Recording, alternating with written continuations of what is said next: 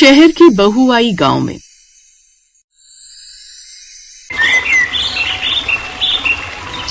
सुबह 5 बजे उठकर चंदा अपने घर की सफाई में लग जाती है कि तभी चंदा की पड़ोसन कुंती उसके दरवाजे पर आती है और कहती है, क्या बात है चंदा बहन, आज सुबह सुबह ही तुम्हारे घर का सारा काम हो गया? बड़ी फुर्ती में दिख रही हो। और नहीं तो क्या, अरे ना सिर्फ घर का काम बल्कि मैंने अपने बेटे बहू के लिए खाना भी बना दिया है। आज मेरा मन बहुत खुश है। बेटा बहू? हाँ कुंती, तुम्हें पता है मेरी शहर में रहने वाली बहू मोहिनी और बेटा मोहित आज गांव में मुझसे यानी अपनी सास से मिलने आ रहे हैं। उन्होंने कहा है कि वो मुझे अपने साथ शहर ले जाएंगे। न सिर्फ मुझे बल्कि वो इन्हें भी अपने शहर ले जाएंगे। फिर हमारा पूरा परिवार एक हो जाएगा। जरा ध्यान से चंदा बहन, शहरी बहू में बड़ी चालाक होती है, चमक धमक देखकर कहीं धोखा न खा जाना। क्या यार कुंती, तू भी न कुछ भी सोचती है। ऐसा कुछ नहीं है। मेरी जो बहू है ना, वो लाखों में नहीं करोड़ों में एक है। उसने फोन पर कितने प्यार से बात की थी। अगर ऐसी बहू है बहन तो बहुत अच्छी बात, लेकिन मेरी बात को गांठ बांध लेना। अगर वो तुझे या भाई साहब को अलग होने को कहे तो कभी मत मानना। आजकल की बहुएं ऐसा ही करती हैं। जब उन्हें जरूरत होती है तो अपनी सास को शहर ले जाती हैं और वहाँ उन्हें नौकरानी बनाकर रखती हैं। खैर, अगर तेरी बहू अच्छी है तो बहुत अच्छी बात है। अच्छा बहन, मैं चलती हूँ, मुझे जंगल से लकड़ियाँ लानी है। इतना बोलकर कुंती वहाँ से चली जाती। लेकिन कुंती की बातें चंदा के दिमाग में घर कर जाती हैं कि तभी घर के बाहर एक काली कार आकर रुकती है। कार से बहू मोहिनी और बेटा मोहित बाहर आते हैं। मोहिनी प्रेग्नेंट होती है, इसलिए वो झुककर पैर नहीं छूती। ओह गॉड, यहाँ कितनी धूल और गर्मी है। मम्मी जी, आपका गांव अभी भी वैसा ही पिछड़ा हुआ है। ओहो, मेरी तो गाड़ी से उतरती तबीयत खराब होने लगी है। अरे बहू आ बैठ, इस कुर्सी पर बैठ जा। ये गांव की ताजी हवा है, इससे कोई बीमार नहीं होता। मोहित बेटा, तू कैसा है? शहर में खाना पीना ठीक से तो खाता है ना? हाँ माँ, सब ठीक है, बस काम का थोड़ा प्रेशर रहता है। मोहिनी को डॉक्टर ने आराम करने को कहा है, इसीलिए सोचा कुछ दिन आपके पास गांव में रहकर आए और फिर आपको अपने साथ शहर ले चलें। देखो बहू बेटों को यहाँ आए हुए देरी हो गई है, लेकिन तुम सिर्फ यहाँ पर बातें बना रही हो। जाओ जाकर बहू के लिए कुछ लेकर आओ। जी आपने बिल्कुल सही कहा, मैं अभी लाती हूँ। इतना बोलकर चंदा अब किचन में जाती है और बहू के लिए जूस और नाश्ता लाती है। मम्मी जी, ये क्या है? क्या ये घर का निकला हुआ जूस है? इसमें तो मक्खियां भिन-भिना रही होंगी। मुझे पैकेट वाला जूस चाहिए। मोहित, तुम मुझे कहाँ ले आए? यहाँ तो ढंग का पानी भी नहीं मिल रहा। बहू, ये तो ताजे फलों का जूस है, अभी निकाला है। अच्छा तुझे पसंद नहीं तो मैं तेरे लिए नारियल पानी मंगवाती हूँ, तू आराम कर। इतना बोलकर चंदा नारियल का पानी मंगवाने के लिए बाहर की ओर निकल जाती है, तो वहीं मोहिनी सीधा अपने कमरे में पहुंच जाती है। कमरों को देखकर अपनी नाक सिकोड़ती है। मोहित, देख रहे हो ये घर कितना छोटा और पुराना, और ये बिस्तर, मुझे नहीं लगता कि मैं यहाँ रात भी सो पाऊंगी। हमने इन्हें शहर ले जाने का फैसला किया ताकि ये घर का काम और बच्चे संभाल सके, लेकिन मुझे डर है कि ये मेरी मॉडर्न लाइफस्टाइल में फिट हो भी पाएंगे या नहीं। धीरे बोलो मोहिनी, माँ सुन लेगी। बस कुछ दिन की बात है, एक बार ये शहर चलने को तैयार हो जाए फिर हम अपनी मर्जी से चीजें करेंगे।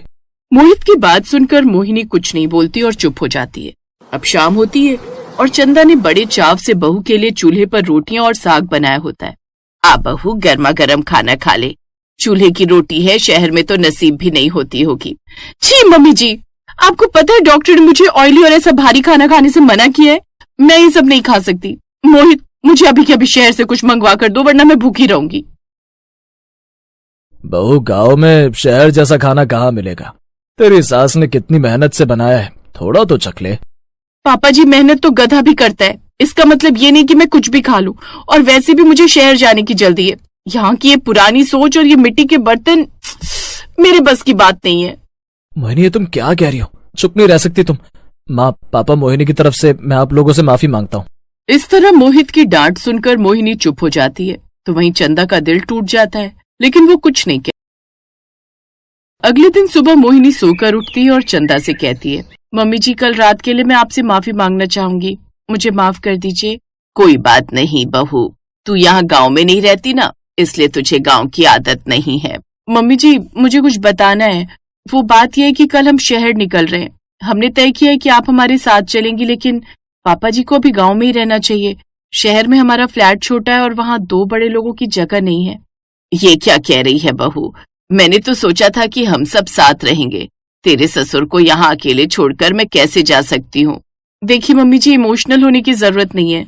मुझे शहर में काम करने के लिए और बच्चे के लिए एक भरोसेमंद हाथ चाहिए। अगर आप आएंगी तो मेरा काम आसान हो जाएगा। पापा जी यहाँ रहकर खेती देख सकते हैं, वैसे भी शहर में उनका मन नहीं लगेगा। मोहित अपनी पत्नी की बात सुनकर खामोश रहता है। चंदा अपने पति की तरफ देखती है, जिनकी आंखों में आंसू आ जाते हैं। तभी कुंती वहां से गुजरती है और ये सब सुन लेती है। देखा चंदा बहन, मैंने कहा था ना कि ये शहरी बहुएं सिर्फ अपना फायदा देखती हैं। ये तुझे शहर माँ बनाकर नहीं बल्कि एक मुफ्त की नौकरानी बनाकर ले जाना चाहती है, जो इसके बच्चे के गंदे कपड़े धोए और इसके नखरे सहे। ए औरत, तू कौन होती है हमारे बीच में बोलने वाली? मम्मी जी, अगर आपको चलना है तो आज ही के आज हाँ बोलिए, वरना हम अकेले जा रहे हैं। और याद रखिए, अगर आप नहीं आई तो मैं आपको कभी आपका पोता नहीं देखने दूंगी। और तो और हम कल की जगह आज के आज निकलेंगे इस घर से। बस बहू, बहुत बोल लिया तूने। मैं अब तक चुप थी क्योंकि तू प्रेग्नेंट है और मेरे बेटे की पसंद है, लेकिन तू तो मेरे सुहाग को ही मुझसे अलग करना चाहती है। जिस पति ने मेरा उम्र भर साथ दिया, उसे मैं अकेला छोड़कर तेरे साथ चली जाऊं शहर, वो भी तेरी गुलामी करने के लिए। माँ, आप कैसी बातें कर रही हो? आप हमारी गुलामी थोड़ी ना करोगी। आप हमारी माँ हो, वहां आप आराम से रहोगी। माँ, मोहिनी की बात मान लो ना। शहर में वैसे भी पापा क्या करेंगे, वहां पार्क में बैठने के अलावा कोई काम नहीं है। बेटा मोहित, मुझे काम की चिंता नहीं है। मुझे तो इस बात का दुख है कि तू अपनी पत्नी की गलत बातों में इतना दब गया है कि तुझे अपने बूढ़े माँ बाप का अकेलापन नहीं दिख रहा। चंदा, तू जा इसके साथ, मैं यहाँ रह लूंगा। नहीं मोहन जी, मैं कहीं नहीं जा रही। बहू, तू जिस शहर की अकड़ दिखा रही है ना, वो शहर तेरे पास ही रख। मुझे मेरे गांव की सूखी रोटी मंजूर है, पर तेरे घर की वो गुलामी नहीं जहाँ रिश्तों की कोई कदर नहीं है। ठीक है, तो फिर सड़ते रहिए इसी गांव में। मोहित, चलो यहाँ से, मुझे एक पल भी यहाँ नहीं रुकना। मोहिनी गुस्से में पैर पटकते हुए गाड़ी की तरफ जाती है। मोहित बेबस होकर अपने माँ बाप को देखता है, लेकिन मोहिनी के डर से कुछ नहीं बोल पाता और चुपचाप गाड़ी में बैठ जाता है और वो शहर की तरफ निकल जाती है। चंदा, तूने बहुत बड़ा मौका छोड़ दिया। शहर जाती तो पोते पोती का सुख मिलता। पोते का सुख तो तब मिलता ना जब मेरी बहू के दिल में मेरे लिए प्यार होता। वो तो मुझे सिर्फ एक दाई बनाकर ले जाना चाहती थी। कुंती सही कह रही थी, ये लोग रिश्तों को सौदा समझते हैं। साहस दिखाया तूने चंदा बहन। ऐसे बच्चों के पीछे अपना स्वाभिमान नहीं खोना चाहिए। चल, अब जो खाना बनाया है वो हमें भी खिला, बड़ी भूख लगी है। कुंती की ऐसी बातें सुनकर अब चंदा मुस्कुराती है और अपनी पड़ोसन के साथ बैठकर खाना खाने लगती है। उसे एहसास होता है कि असली शांति शहर के बड़े फ्लैट में नहीं, बल्कि अपने घर के सुकून और अपनों के साथ में है।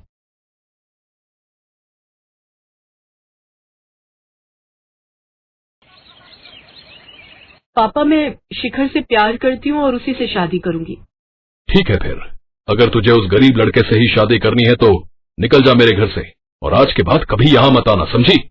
रुचि ने अपना बैग उठाया और अपने अमीर पिता की हवेली छोड़कर शिखर से ब्याह कर उसके गांव आ गई।